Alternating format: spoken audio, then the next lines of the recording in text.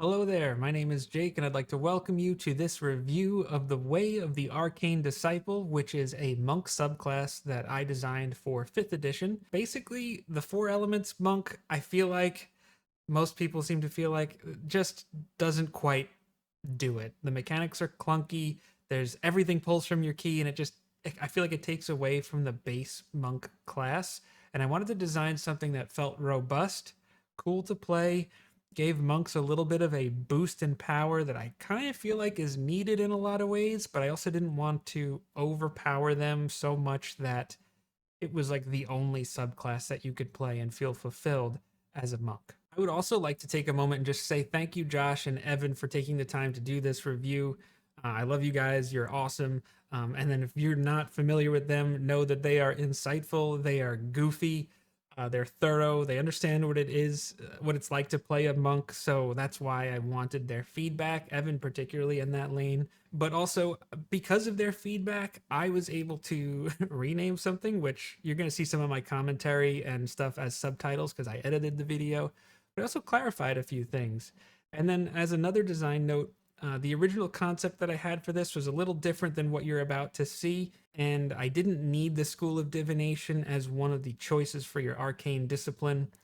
Not really going to get into that because it's not important. So the document that they are reviewing actually doesn't include that, but I'm going to add things here and there to let you know what some of the other options are in order to make this review a little more complete. So thank you so much for watching.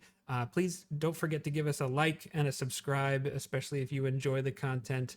And then the links in the doobly-doo are going to give you links to everything, whether it's D&D Beyond, which is kind of weird with this one, but also how you could get the PDF if you want to follow along. And it's just my gift to you. So without further ado, let's hand it over to Josh and Evan. How's it going, everybody? I am the real Josh T. This is J&J Tabletop, and welcome to this week's video. This week, hey, what? You again? Okay. I can explain. Where's Jake? Jake is not here right now, and he asked me to step in. Okay. Well, that means I'm gonna need one of these. What are we doing today? Yeah. Today, we're gonna be talking about Jake's cool new subclass. It's like this magic ape. Oh, like an ape that can do magic. Or maybe yeah. not. What is an ape with a tail? It's Arcane Disciple for a monkey, right? Yes, the Arcane Monkey. The Arcane Monkey. That's right. Mm. Yeah. So stay tuned. We're gonna go over Jake's new subclass.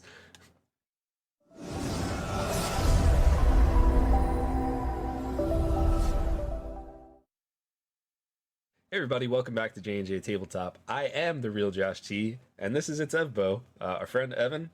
If you are a friend of the channel, then you probably know him from Ancient Relics and Hokey Religions, or from the last time we brought him on for one of like a main YouTube video, which was the Fey Magic Sorcerer that we went over, another one of Jake's subclasses, where we really, we tried to rip him apart, but judging by the comments, I think we were a little too kind.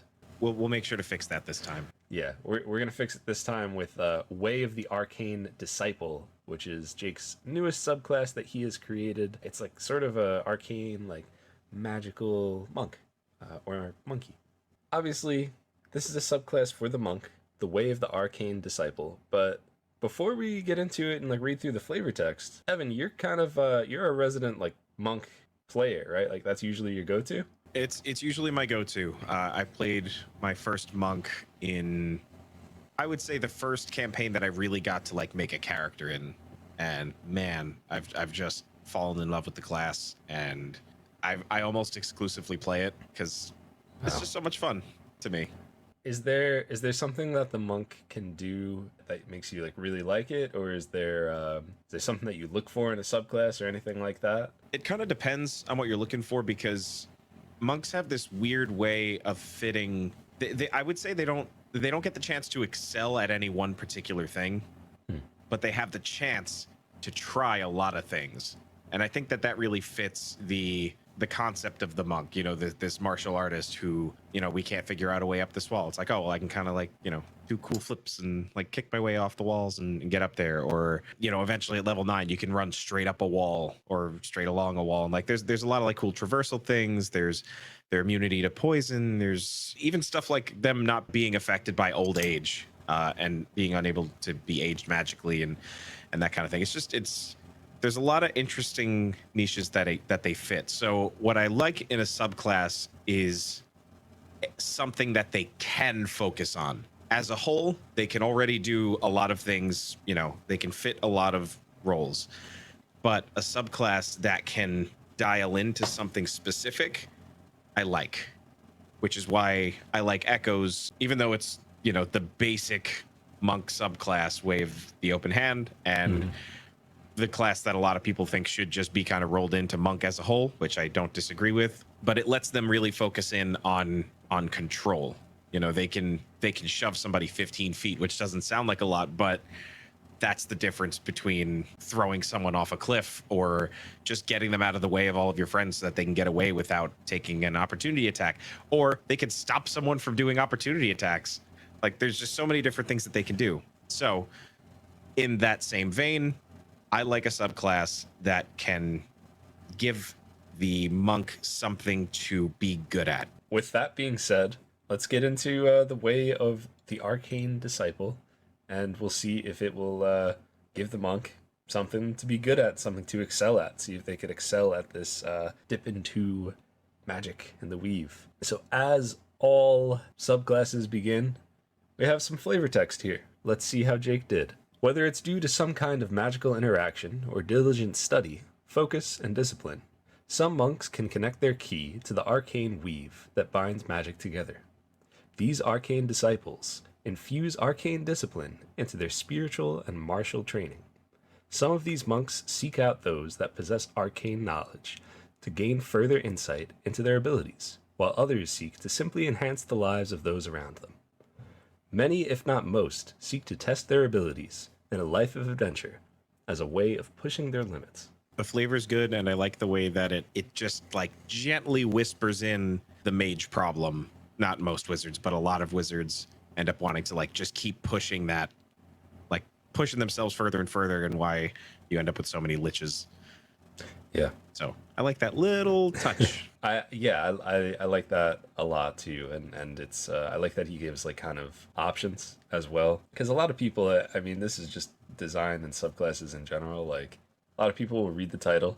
If they're interested in the title, they read the flavor text, and if they're not interested in the flavor text, that's where it ends. So I think it's good to have the options there of like, you know, some of them do this, some of them do that, some of them just want unlimited power. You know, like it's you have everything there. With that, we have our first ability, which will be One with the Weave. Your understanding of how the weave interacts with the multiverse is instinctual, making it easier for you to sense its presence. Starting at 3rd level, if you meditate for 1 minute, you can open yourself up to finding it, as if you cast the Detect Magic spell. I like that. It's like, it's not anything crazy, not anything game breaking or anything like that. You essentially just get a free ritual slot of Detect Magic. Yeah.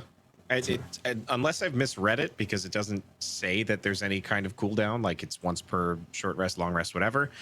I don't think that's unreasonable. I mean, Detect Magic isn't necessarily an overpowered spell as it is, and it lends itself well to just the base flavor of this class, that it requires a meditation. You know, you have to go into this state in order to do it. You tap into all your mental, martial, and magical training. Yeah, good stuff. Up next, we have the Arcane Focus, which is you get to choose one school of magic between abjuration, conjuration, enchantment, evocation, illusion, necromancy, and transmutation.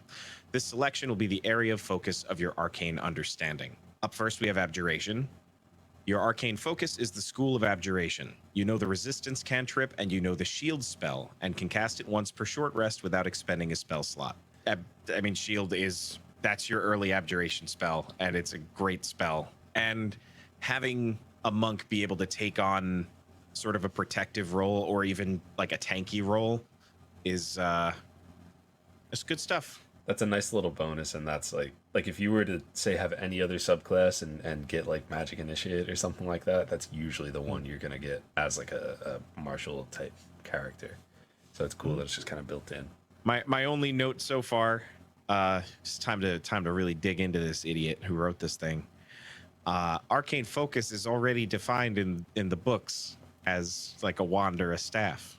So I think maybe changing that to Arcane Discipline to match the name of the, it's something to consider. I don't know, because I would get confused by that personally. But yeah, only note so far. I would agree with you on that. I think our Arcane Discipline, like it matches the title a little bit better, and then it also it's not something else that already exists in the book. But that being said, next on the list here we have Conjuration. So your Arcane Focus is the School of Conjuration. You know the Mage Hand cantrip, and you know the Misty Step spell. It can cast it once per long rest without expending a spell slot. Well, I'll just tell you, I know Jake made that. I have to say that until I played with Jake, there were things about teleporting that I had not thought of. So I understand his appreciation for the teleport, and I'm on board with it. And I think for Conjuration, I mean, yeah, I would say those two make sense. Oh, I totally agree. It's just, and I also love teleportation and Misty Step. It's like the meme now. It's the thing. It's like oh, Jake, Jake and his teleportation. Okay. I'll also say that there's some fun flavor potentially for having Mage Hand on a monk, which we're going to get into later with one of the later abilities. And I think that using Mage Hand in the way that like the same school is described later, I think could be a lot of fun. I think you could have some really cool interactions with that.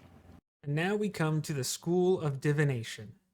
Your Arcane Discipline, not Focus, is the School of Divination. You know the Guidance cantrip, and you know the Detect Thoughts spell, and can cast it once per long rest without expending a spell slot.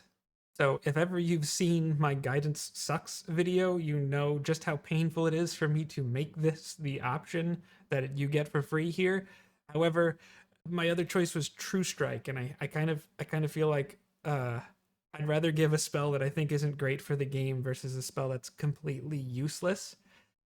So that's where that came from. And then Detect Thoughts is just Divination has a different feel. It's not really as combat oriented, although the Arcane Battle Trance, which you will see later on in the video, does have some pretty interesting, well, I think interesting, it's pretty biased of me to say, but I think pretty interesting implications as to how being able to divine certain things can affect combat.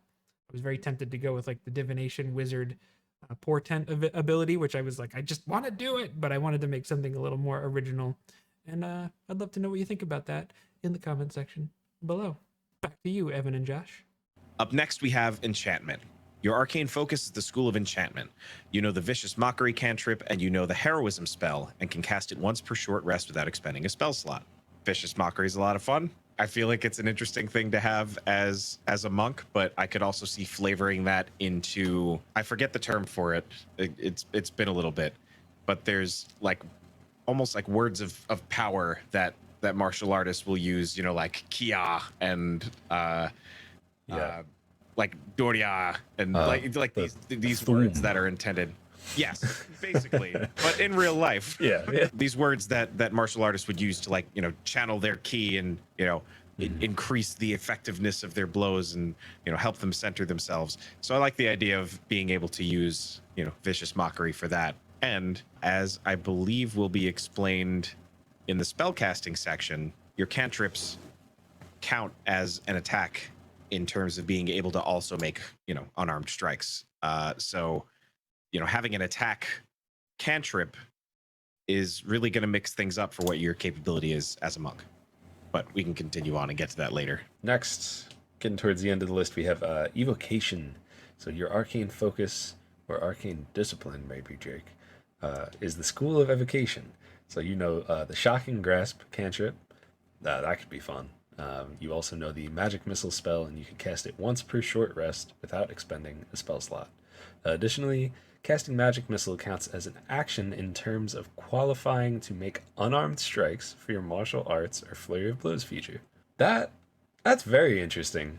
Just that in and of itself. It's kind of like a you have your cake and eat it too. It's like, well, I'm going to cast this, and I'm also going to do the bonus stuff that makes monks great. I am in love with this. Yeah. Because my current favorite use for the monk, thanks to Echo, is mob control. Like he can dance between all of these mobs and just like whack, take one out, whack, take the other one, whack, take the other one out. Being able to kick that off by like running in and halfway through the run, just like performing this little, martial maneuver, and these little magic silvery darts just flying out and then hitting 3 different targets and then following up and laying into them with, unarmed strikes, and all without expending a spell slot is extremely cool. It's a lot of fun, and I need it. I need it in my life. Yeah, that's kind of dope. I would love to see Echo with something like that.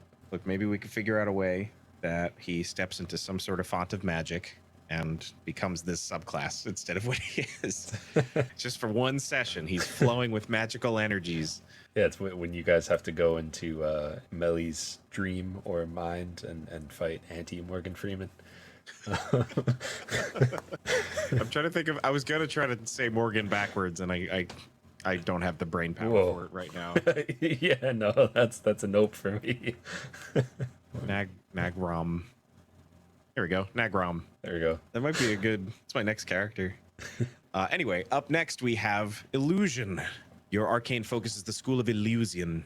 You know the minor illusion cantrip, and you know the mirror image spell, and can cast it once per long rest without expending a spell slot. Mirror image, great for monk. Yeah. You're up in the fray a lot of the time, and any chance that you have to negate any potential damage, it's very good.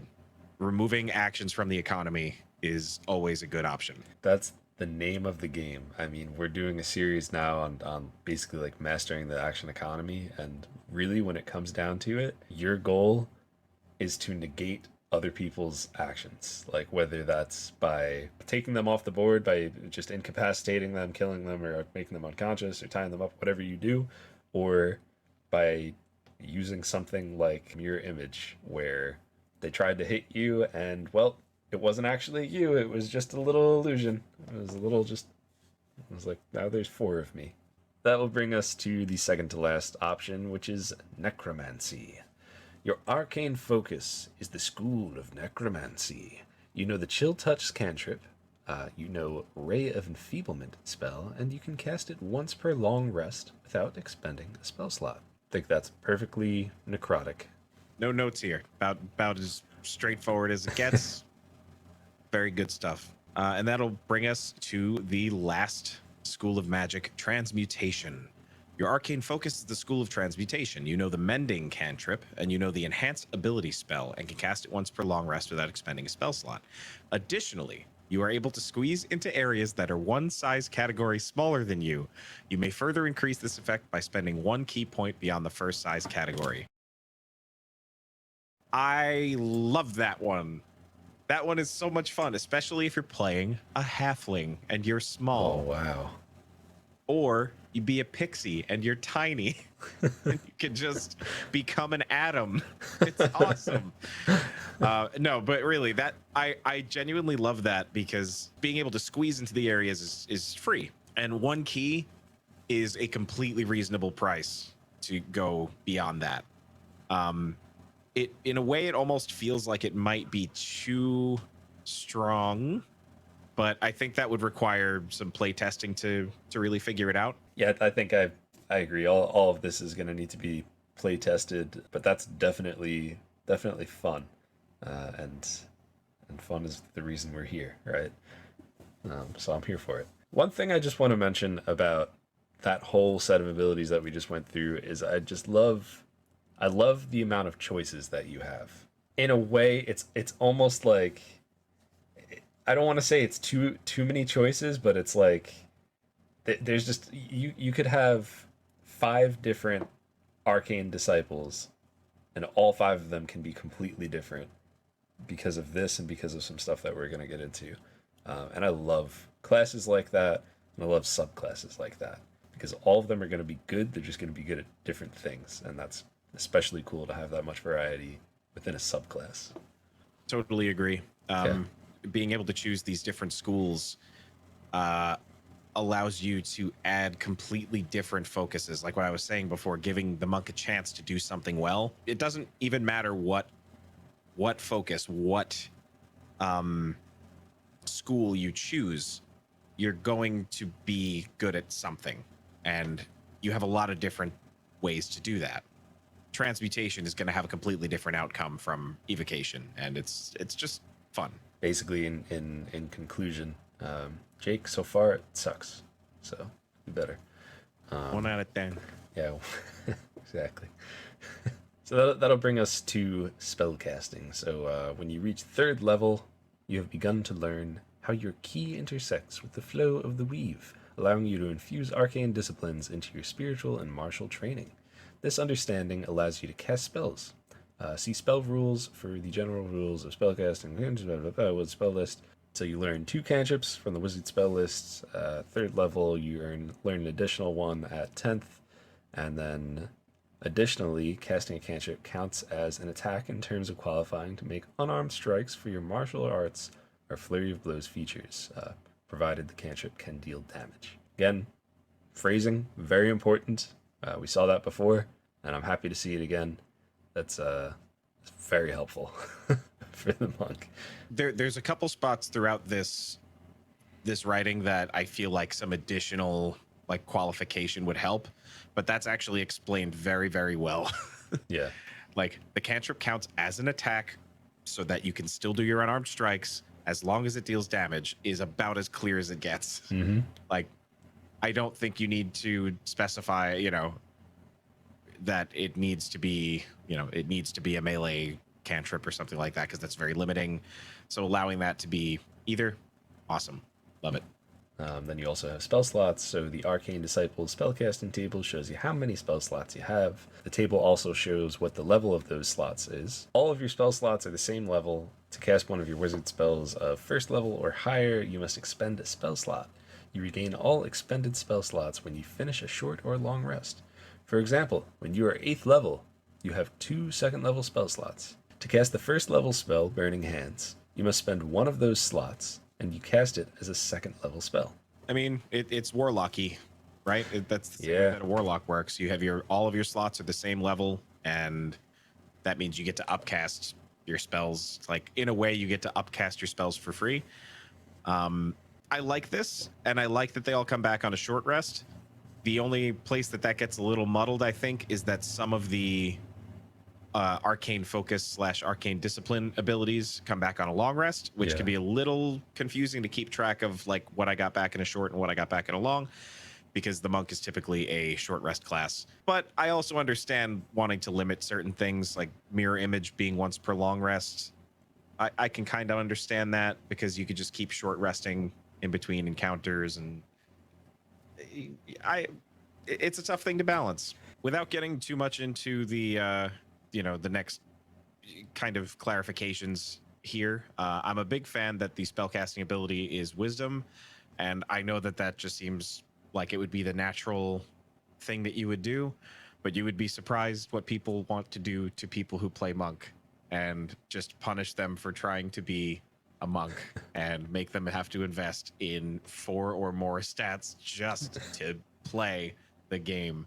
So it's nice that your wisdom gets to fuel that stuff, as well as your other sort of monk-like abilities. You don't have to invest in another thing. It makes sense based on the flavor of this character, and thank you, Jake, for not making me have to get another stat. It's cool, and it works very well for it to just kind of tie right into something that, whether it's one of your high stats or it at least is not a dump stat, whereas like compare it to another tertiary caster. I think that's the word, tertiary caster. Compare it to another one like the Echo Knight. Now you have to invest in intelligence if you want to do it. I'm sorry, Echo Knight, like a Eldritch Knight. Now you also have to invest in intelligence, as that fighter, to try to be good at this kind of thing. This one, it's like, boom, wisdom, probably already something that's important to you. That's your stat. I think maybe I should make an Echo Knight subclass that gives you like fighter abilities. And it's people who follow after Echo's discipline. There's something there. Anyway. Yeah. I'm all about that. If you want help with it, I'm always down. Up next, we have Flexible Key, taking a page out of the Sorcerer's Book, which feels about right. Starting at 6th level, you can use your key points to gain additional spell slots. You can transform unexpended key points into 1 spell slot as a bonus action on your turn. The creating spell slots table below shows the cost of creating a spell slot of a given level. You can create spells no higher in level than what you normally have access to. So you can transform your key into more spells, because I bet your big question before we got this far was, how is 2 spell slots enough? And the answer is, it's probably not. But what I love about this is Jake could have absolutely made it where key was how you cast your spells. You don't get slots. Key is how you cast your spells. You only get 20 key max as a monk. You have to use it for everything. Let monks do stuff for free sometimes. Thank you for giving them spell slots. And the conversion rate is really not bad. I mean, I think it's the typical, there's like a specific formula that it's the same as the sorcerer, and I believe it's something like 50% more than what the slot costs rounded up, or 50% more of the slot rounded up. So 1 costs you 2 because 1.5 rounded up would be 2. Second level is 3 because 2 plus 1 is 3. You get the formula. I like that was kept consistent with the sorcerer, because it's not broken. Don't fix it. It's fine. Agreed. I was trying to find the exact thing for sorcerer, but it doesn't matter. That's what it is. If we're wrong, roast us in the comments. And you know what? If we're wrong, roast Jake in the comments, because he should know better. So yeah, and if we're right, send me $5. Yep. The link is right here. Now that we have the spell slots out of the way, and like all of that regular like casting mumbo jumbo and whatever, now that we have that out of the way, we could get into something that's very cool, which is called the Arcane Battle Trance. You've learned how to use your connection to the weave to enhance your abilities in combat, infusing your unarmed strikes with arcane force. On your turn, you can enter your Arcane Battle Trance as a bonus action. For the next minute, your unarmed strikes and attacks with monk weapons deal additional force damage equal to your proficiency bonus.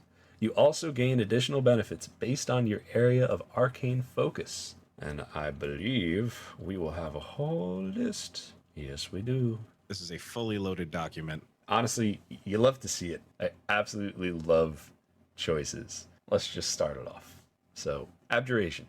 As a reaction, you can give yourself a +2 to your AC or a saving throw against an incoming attack, or effect that would force you to make a saving throw. You may decide after you know the result of the attack roll or saving throw. It's very nice. It's always nice to be able to get that choice after the fact instead of kind of waste it on what might have been a miss. And it lasts as long as your trance, which is very cool. Yep. 1 reaction per turn. You get to have your magic, and the flavor options for that I really enjoy. It could be a spectral hand, or like any number of things you can have dart in front of them and knock the attack out of the way. Yeah, I love that. It really gives you a lot of options for just description and hero moments. Or hero moment, I guess still hero moments. Yeah. Avoiding death, avoiding a big attack could definitely be a hero moment, especially because you can decide after you know the result of the attack. So you really get to have that moment of like, I saw somebody else get, I know how high that roll was. I can avoid that with a +2. Yep. It's great. Coming back to what we were talking about before, up next is Conjuration. You can summon additional limbs to assist you in combat. Whenever you miss an unarmed attack roll, you may use your reaction to re-roll the attack, potentially turning a miss into a hit. There is something that needs a little clarification here. Because this says, whenever you miss an unarmed attack roll, you may use your reaction to re-roll the attack. That should mean that I can't ever miss an attack the way that it's written. So I think maybe once per attack, or once per missed attack, or something like that. But I think most people would understand that it's implying once per missed attack. I think the reaction kind of covers that, because you only have one reaction. All right, well, dunk on me in the comments. Call me... Say, if you if you think I'm stupid for saying that, say dunk on this Blueberry Jones in the comments below. Got it.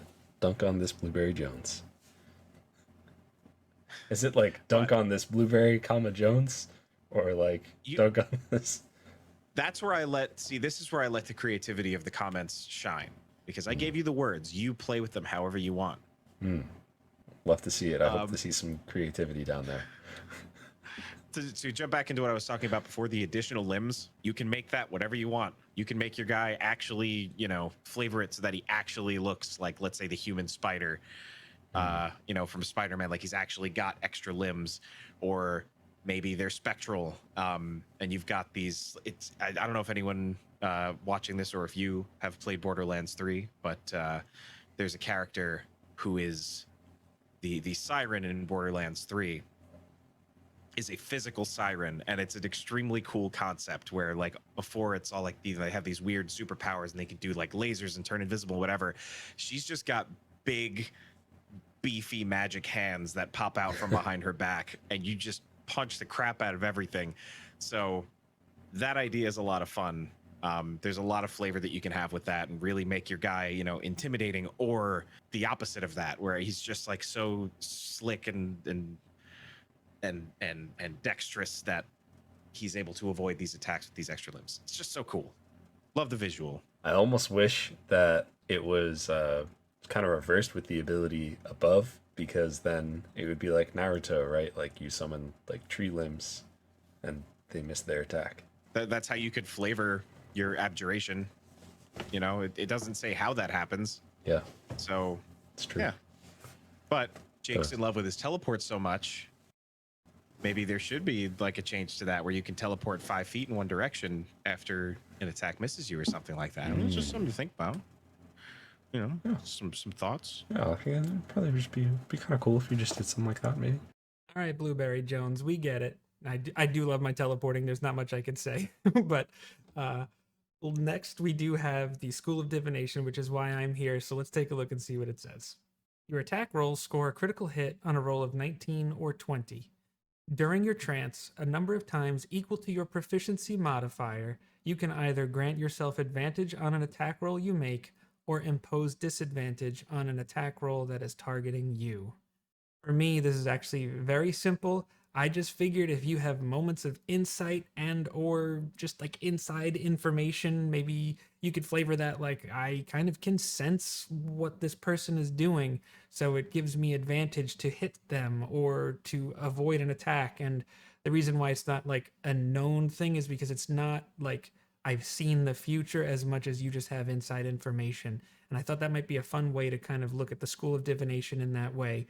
And then also, just because you know a punch is coming doesn't mean you're not going to get hit by it. It just means you're better prepared to do it. And then plus the expanded crit range adds just a little bit extra tangible something that's just kind of there. It probably won't happen all that often, but a 10% chance at a critical is much nicer than a 5% chance at a critical. So that's my thinking there. So back to you, Josh and Evan. Next, we have Enchantment. So, as a bonus action, you can focus your attention on a single creature within 30 feet of you and force it to make a Charisma saving throw.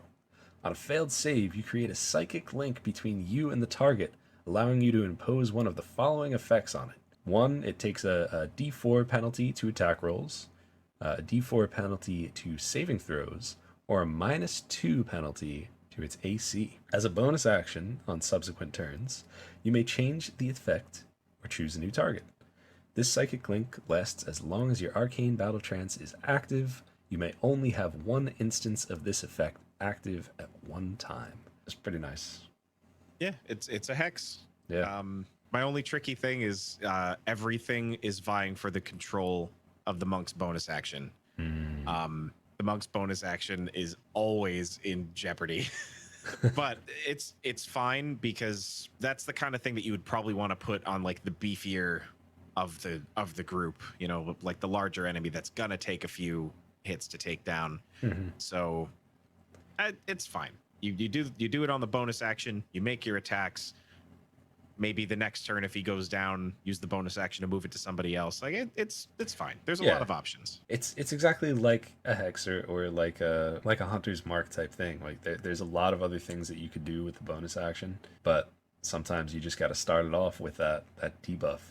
You know, Yeah. You'll be able to do a little bit less on your turn, but it's gonna have a better effect on future turns. You'll lose out on 1 or 2 unarmed attacks, which now do a nice little bump to the damage because of your proficiency bonus force damage. But the trade-off is that you're potentially keeping everybody else safe, or helping them out with that D4. Like a D4 doesn't sound like a lot, but bless exists for a reason. Yeah. Oh my god. Yeah. I mean, if you want to see how effective bless can be, just watch really any of the battles in the second half of Ancient Relics and Hoki Religions, because for most of them, at least half of you are blessed by melee, and it absolutely has an effect on the battle. Melly the MVP, man. Okay, I got to jump in here again. That feedback was incredibly valid because not only does it take your bonus action, but it's a saving throw, which is a spell save DC, in case that wasn't clear. But because it's a saving throw, it's not even guaranteed to work. So the only adjustment I do here is once you initiate your battle trance, if you're in your enchantment mode here, you can also do this one time kind of for free. Like it's rolled into that initial initiation of your battle trance, just to at least see if that can get off the ground running. But at that point forward, then yeah, it takes your bonus action to do that, because those are some pretty nasty debuffs. And Evan, you brought up a really good point, because it is a very bonus action heavy class. Taking that away is significant, and I wanted to just give a little something there to make sure that it's not done in vain. All right, back to you, Josh and Evan. Up next, we've got Evocation. Your unarmed strikes are infused with elemental power, and they deal an additional D4 elemental damage based on your choice of acid, cold, fire, lightning, poison, or thunder damage. You may change this damage type on your turn, but it must be declared before you take the attack action. I love everything about this particular option, that you get to choose your damage type. It's only a D4. Obviously, it's not a huge amount of damage, but monks get to attack 4 or more times depending on like how their setup is. That is huge, and being able to have that for free, you don't have to use your bonus action to re-up it or anything like that. You've already done it by entering your trance. So for a minute every turn, you realize like you do one type of element, you're like, he's not really, he seems to be resisting that, I'll just do another one next turn. And for me, the flavor option there of like different styles of kung fu translating to different elements, like just, I love that. I love what you can do with this. It's super cool. I want it for Echo. Wow. It's such a perfectly fantasy type thing, right? Like obviously like real life kung fu. If you're talking about like Shaolin kung fu, you have like all the animal styles, right? With tiger style, mantis, like all of those styles. So why not have fire style, cold style, or like ice or lightning, whatever you want to call it, or you just use what's already out there and just fire is dragon, cold. Well, I don't know. I don't want to go through everything and then try to line that up. I'm gonna leave that for you and your character. But I love thinking of it as not necessarily just the ability, but it's different martial art types. Like when you change to that different form, and it's the descriptions, right? Like like you see me make this sort of move or whatever, and I hit them with this thing and the fire comes out and whatever, but then I hit them with this other thing, it looks a little different, and the ice comes, like, I don't know, I like that, the visuals of that a lot. The first thing that jumps to mind for me is thunder damage. It's concussive sound is what thunder damage is supposed to translate to. So does that mean that style of fighting is, there's like maybe a lot of like stomping, or like where the thing that's hitting is just like this force being emanated from this monk? Or is the monk attacking so quickly that his fist is breaking the sound barrier, and that sonic pop, like the end of a whip, is what's doing damage, and like it tears their clothes, like just like it just, there's So much flavor here. It's delicious. Yeah, This that's is why I'm here for this review. I'm so into it. No, it's great. Honestly, I really I like most of these because again, I really love options, and especially something that just feels right and gives you some ability to really like describe like how things are happening and get kind of wild with it. So I really love that one. Continuing through, we have illusion. As a reaction, you may redirect an incoming attack that misses you against any creature within 5 feet of you. Okay. It's almost like a mirror image type thing, but like whoopsie, like I don't know. You know, it's So I like this one.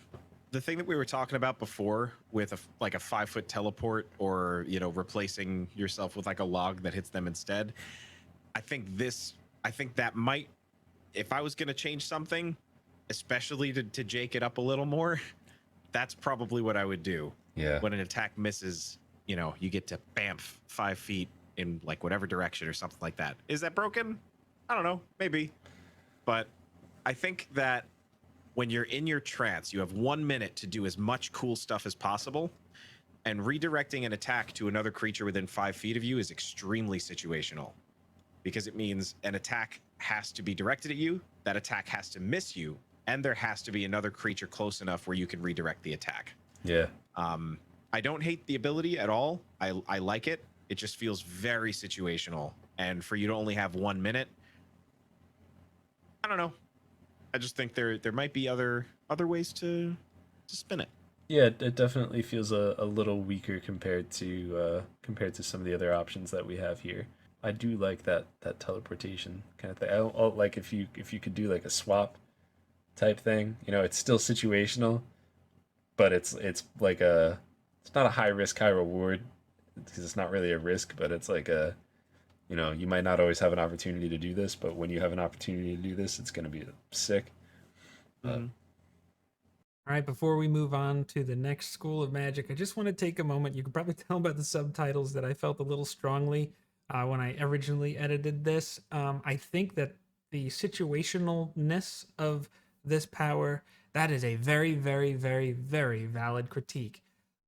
But like I said in those subtitles, there are certain features and mechanics in these games that kind of require you to think a certain way, and you have to take a skill like that and make sure you are up on the front lines being in their face. The fantasy here is the person that missed you with an attack thought you were where their friend is. That's the thinking there. I think there could be some tweaks there, which if you have a suggestion, I would love to hear that in the comment section, because why not? Maybe I'll change it. The document on DM's Guild will be as current as it gets, and who knows, maybe it'll change because you gave a different advice or a different suggestion. But sometimes you just have to make sure the features you choose are being used. So whether that's good or not, I guess is subjective. But that was my thinking there, is if I'm an illusionist or an illusion monk, I am going to make sure I am in the front lines and that I am surrounded by multiple people. And I might even take patient defense to make sure I could use this. That might be too far, but I think that would be a little situational and depend on maybe a little bit more of the situation itself. But I would absolutely make sure that I could use this and use this really well. Like if I was next to a spellcaster that was concentrating on a spell and their bodyguard comes over, that bodyguard misses me. Oh man, is that spellcaster going to get hit? But I think I'm rambling on a little bit too much, so we're going to send it back to Josh and Evan so they can keep going. The next school, Necromancy. During your arcane battle trance, after you hit with an unarmed strike, you can grant yourself temporary hit points equal to half the damage dealt by the attack. Totally fine. And just to clarify and to ask the question, I believe that I'm right in thinking that temporary hit points don't stack. You basically just take the higher granted hit points. Mm-hmm. I'm assuming that this is correct. Okay, so yes, that's correct. because for a second I was like, So every turn I can just keep stacking on temporary hit points. But no, that's not how it works. But keep in mind that that is going to be boosted by that force damage. So you're at least going to be getting like 3 HP to work with on a turn. And because it's every time you use an unarmed strike, you should get 2 of those if you're spending a key to do Flurry of Blows. So if you didn't get quite as much HP as you wanted, you still got 1 more attack to get that straightened out. It almost encourages you to do crowd control and really get in there and just like, doesn't matter if you're in the middle of things, because you have that extra temporary hit points, and that's gonna just keep you going. Gonna keep you going a little further. That's your tanky build. You may want to consider necromancy for that. If you're looking for a tanky monk boy, that's where you go. That's it. That's the one. That's the one you choose. That's it.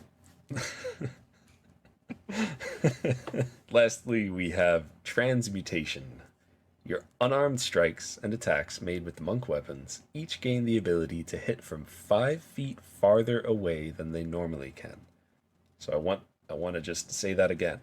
Not 5 feet. It's not like you have an extra 5 feet, whatever, and it's like 10-foot maximum. 5 feet farther than you normally can.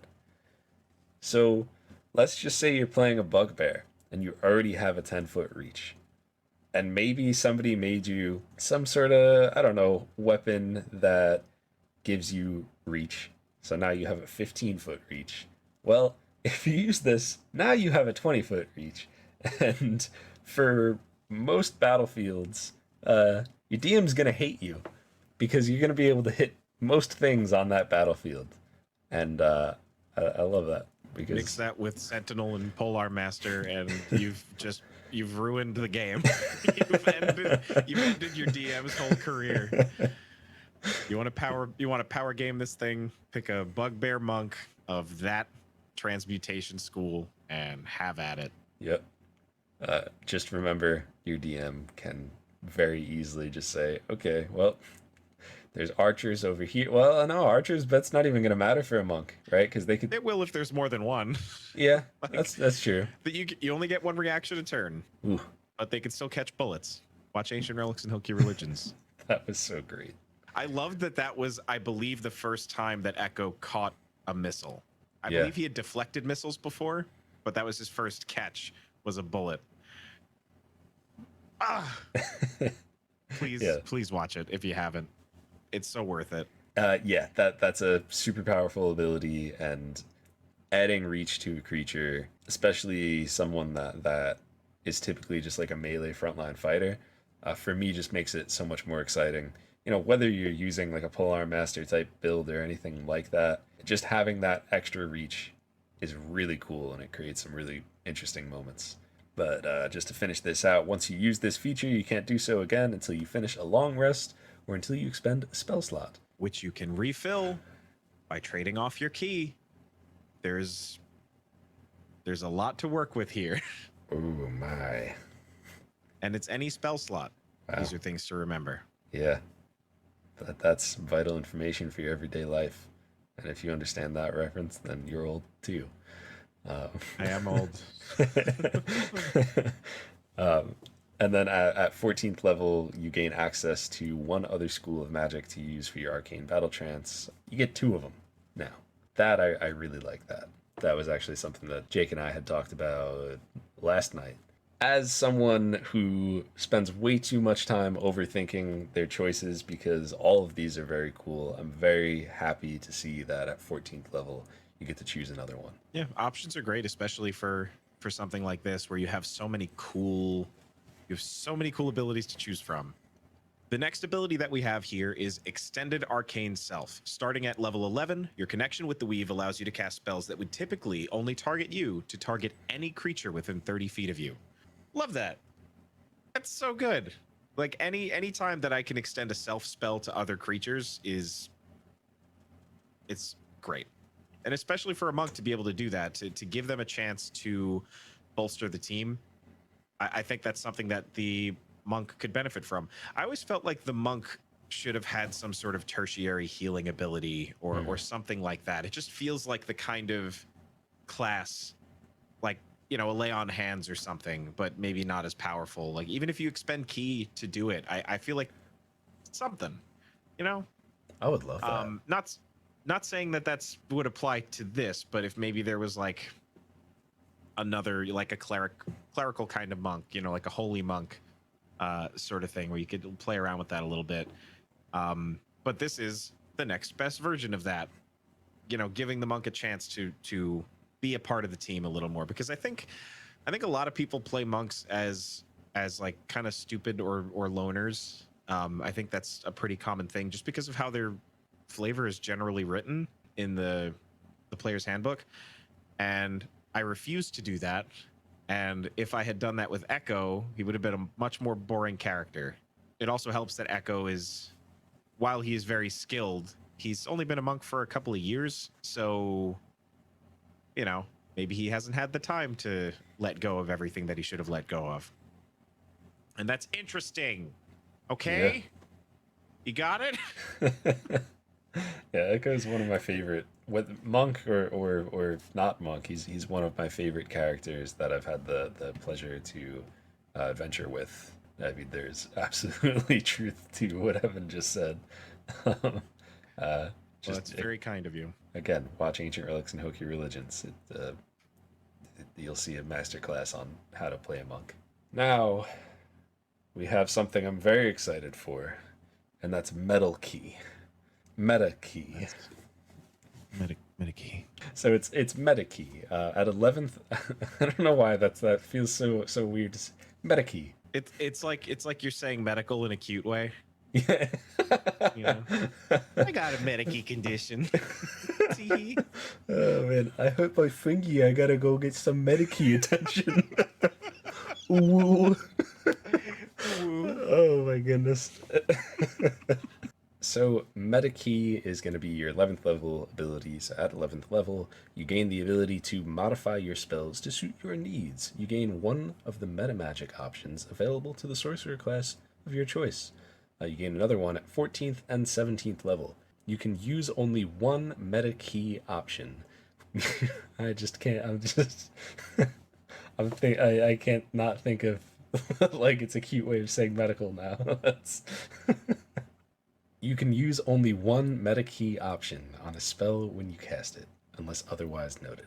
That's pretty cool. I think it's kind of self-explanatory, but I like it. Yeah, I mean the only thing, I mean, it really wouldn't need clearing up. It's just obviously that you would substitute sorcery points for key. Mm-hmm. I think that's Yeah. And that would just be someone who doesn't understand how the sorcerer works, because they might read that and be like, well, I don't have sorcery points. And it's like, well, yeah. You're right. Yeah, maybe just a little bit of clarification there just to make it obvious for people in the back. The final ability of this subclass, the capstone, is Disrupt Magic. Starting at 17th level, when you hit a creature with an unarmed strike, you can spend 6 key points to cause a void in the weave to envelop the target. For the next minute, magic is unable to affect the creature. This includes any existing spells such as haste, bless, etc. Magical items also lose their ability to function while on their person as well. If the target tries to cast a spell or use some other magical ability, DM's discretion, they must make a Constitution saving throw against your spell save DC. On a failed save, they take 8d12 necrotic damage and half damage on a success. Regardless of the result of the saving throw, this effect ends. This is just a magified version of, I believe it's called the Quivering Palm, which is the Way of the Open Hand capstone, the level 17 ability. And man, this is so unique. I don't know of any other class that has something like this, or any subclass that has something like exactly like this. I love this. Just becoming an anti-mage as like the end all of this subclass is really fascinating.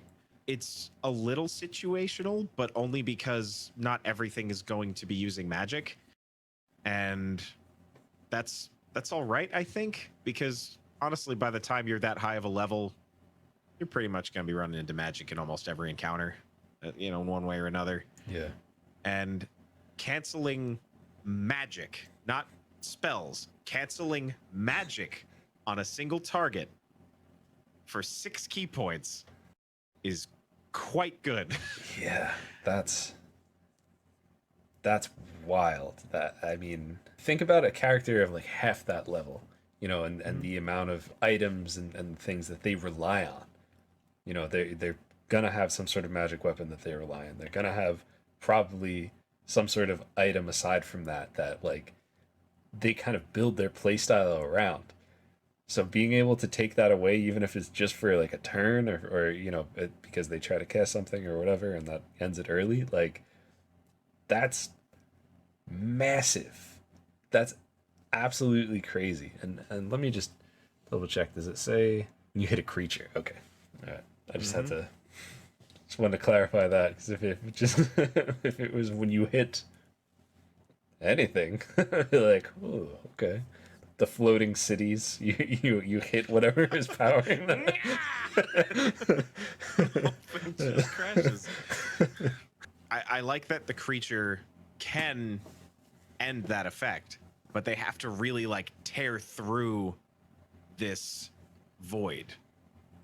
You know, like this thing that's around them. Like they could like punch through it and try to cast their spell, and you know they're gonna get hurt. It's gonna like tear them apart to do it, but they can still do it. So it doesn't completely end everything. And 8d12 is like it's pretty good damage. So Yeah.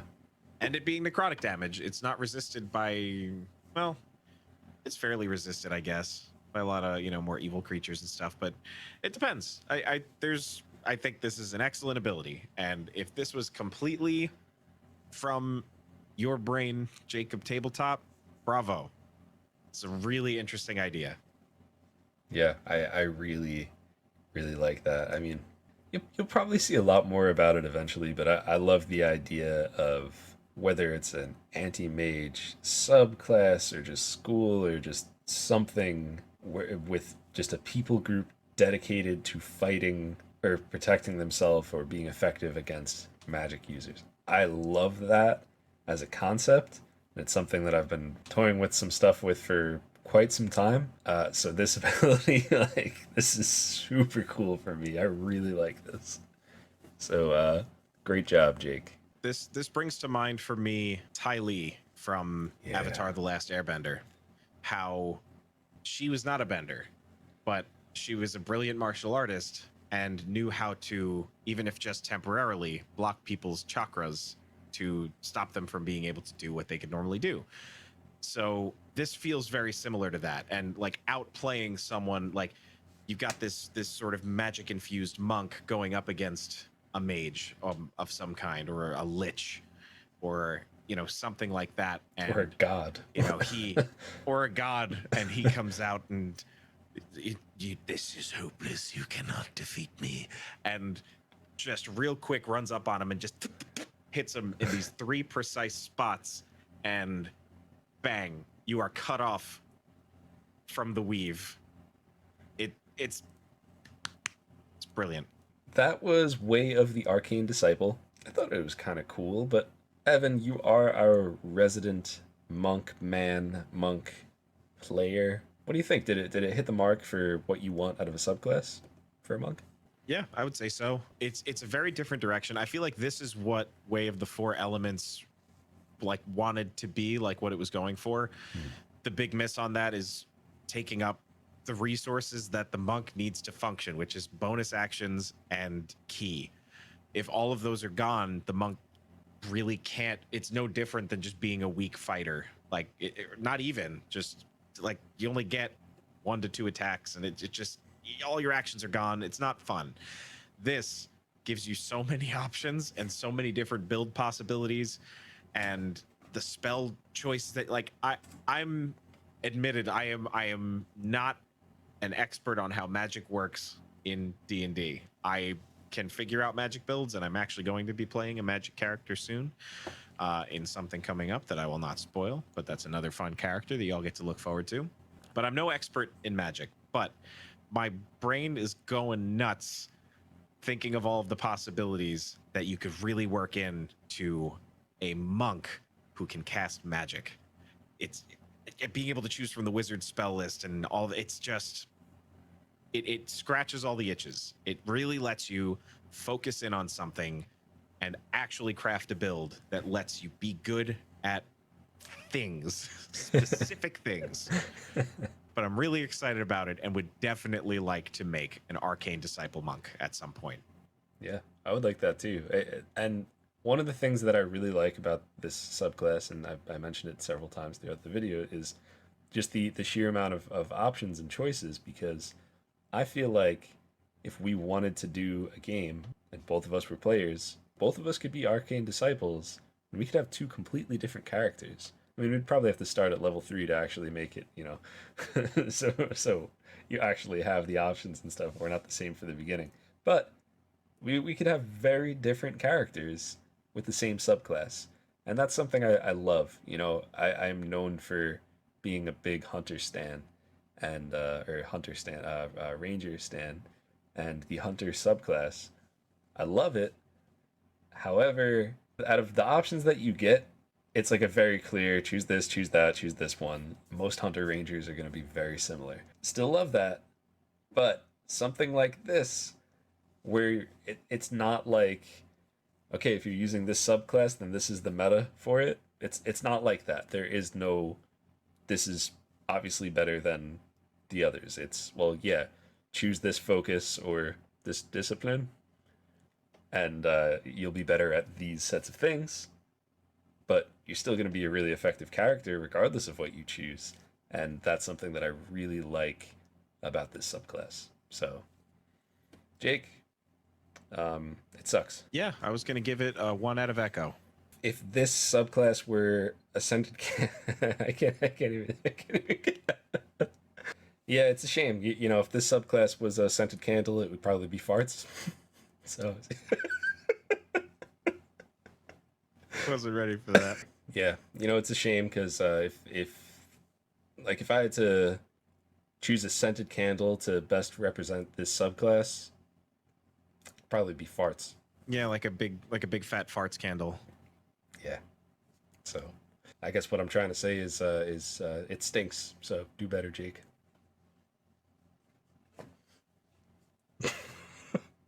Oh boy! Wow. Okay.